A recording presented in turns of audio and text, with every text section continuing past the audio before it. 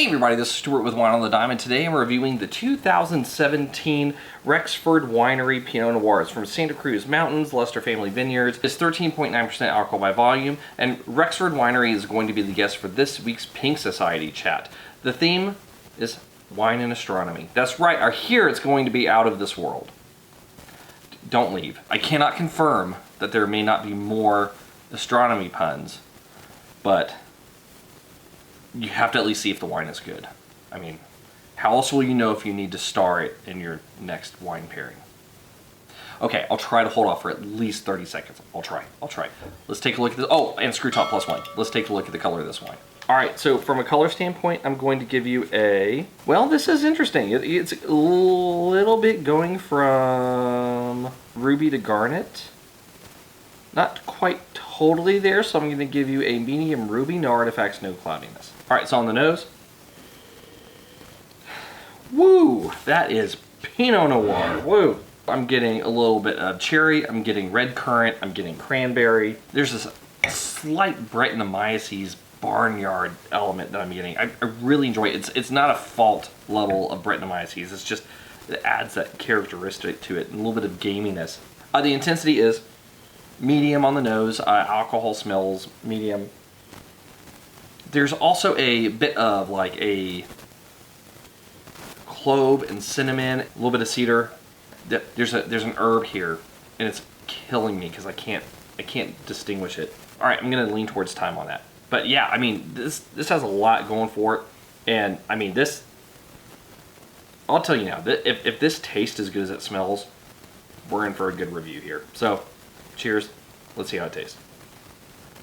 Okay, let's get. This is not going to take very long to review this wine. So medium body, medium alcohol, medium plus acid, which I really enjoy. Tannins, medium tannins, just slightly chalky, but they're nice and ripe and chalky. It's not like there's any sort of grittiness to these tannins, so I do enjoy that part of it. A lot of the fruit notes are a little bit more sour. However, for me, sometimes I like that in Pinot Noir, especially if it's high acid Pinot Noir. So it's a little bit more on the sour side. Doesn't impact me. Doesn't impact me very much. I would say the finish is, medium plus finish on this wine. Dry wine. That Brettanomyces note I was talking about, a little bit of barnyard, it's totally there. Very, very well integrated with this wine. Not overpowering, just as a nice little secondary note that you're going to get with it. The clove, the cinnamon, the thyme, all of that also still very there. Also, there's a very slight pepperiness, like a little bit of a muted black pepper note that shows up in the mid palate going into the finish. I do enjoy that part of it too. Okay, so now that you understand the components of the wine, let's get to the blick and see how it rates. From a balance standpoint, full point. Length, medium plus finish, 0.75. Intensity, medium on the nose, medium plus on the palate, but I still have to match, so 0.5 there. And in terms of complexity, getting a really nice range of primary, of secondary characteristics, a little bit of that tertiary, because I feel like a little bit of that fruit is starting to age a tiny bit, specifically more of like that cherry note. It's almost kind of becoming a little bit of like a dried cherry. So it's getting a little bit there. I don't know if it's enough to really give it points in tertiary. The thing I will say is, this is a really, really good Pinot Noir. It doesn't have some of the Burgundian notes that I think of sometimes with things like having a little bit of that cheesiness, those mallow notes. Now, this is not from Burgundy, so obviously it may not have that style. And on that note, this still has a lot of great characteristics to it.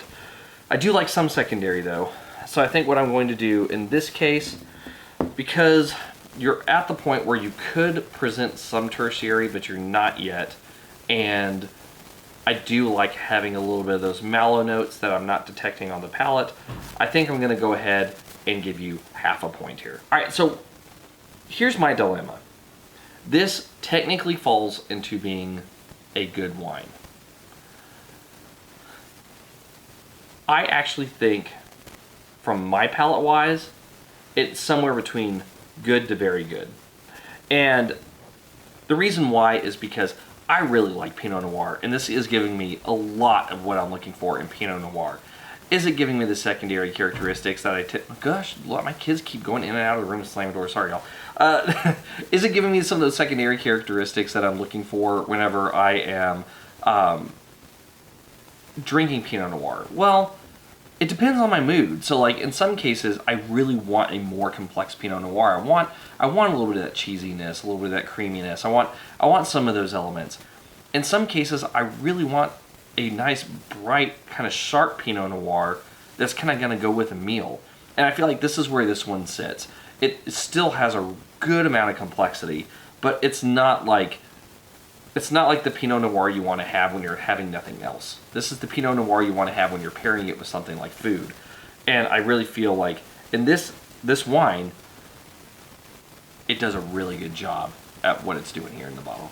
I'm not sure that ending to that segment made any sense, but we're going to stick with it anyway because it's really hard to edit things back into context. Anyway, this has been Stuart with Wine on the Dime. If you like today's review, please like, subscribe, and comment. Have you had the 2017 Rexford Winery Pinot Noir? I'd be interested to know if you have. Leave a comment below, and I'll see you all again soon with another review from Wine on the Dime. Now I'm going to go edit this up. I'm going to finish this glass. I'm going to hide this bottle from my wife, and I will see you all later.